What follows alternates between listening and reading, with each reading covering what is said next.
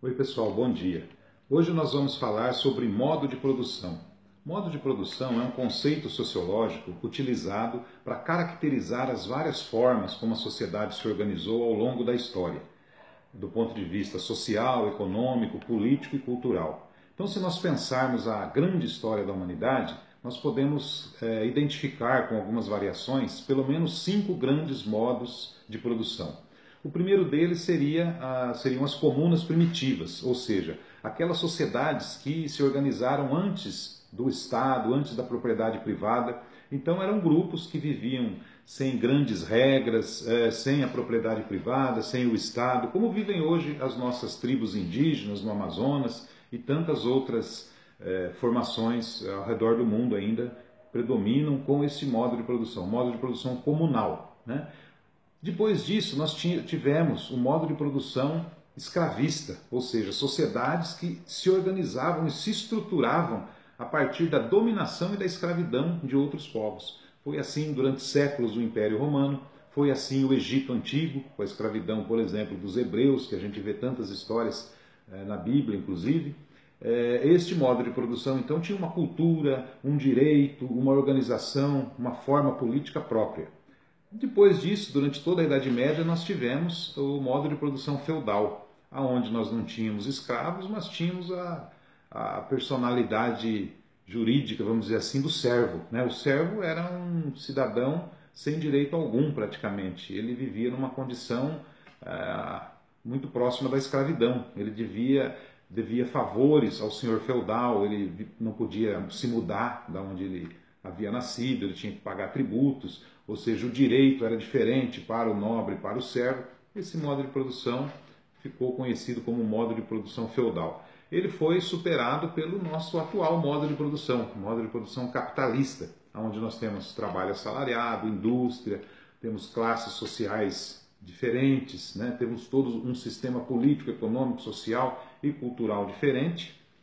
Então esse é o nosso atual estágio, pelo menos aqui no Brasil. E mesmo no modo de produção capitalista nós tivemos algumas variações, né? Um capitalismo mais democrático, outro mais autoritário, um capitalismo mais social, com o estado do bem-estar social, outro mais liberal. Então tivemos essas variações. E tivemos o modo de produção socialista. Durante muitos anos, toda a União Soviética, hoje Rússia, os países do leste europeu, ali metade da Alemanha, Áustria, Hungria, Tchecoslováquia, Polônia, né? E ainda hoje China, Cuba, Coreia do Norte, e eles viveram ou vivenciam ainda a experiência do modo de produção socialista, né? Com todas as críticas que se possam ter, mas foram países que tentaram a superação desse estágio de sociedade, desse modo de produção capitalista. E nós temos aí alguns países, como a Venezuela, por exemplo, que estariam numa transição, tentando sair do capitalismo, entrar no modo de produção socialista. Por que isso é importante para nós? É importante para a gente saber que a sociedade ela não é estática, né? A maneira como a gente vive hoje, ela não é eterna, ela pode mudar. Ela foi diferente no passado e ela pode ser diferente no futuro. Então isso depende dos nossos atos, das nossas ações, dos sistemas político, social, econômico, cultural que nós vamos criando. Então nós podemos criar sociedades diferentes. Isso é importante porque a gente pode projetar. Então nós podemos pensar numa sociedade onde as pessoas tenham mais igualdade, mais liberdade, onde a natureza seja tratada com mais respeito.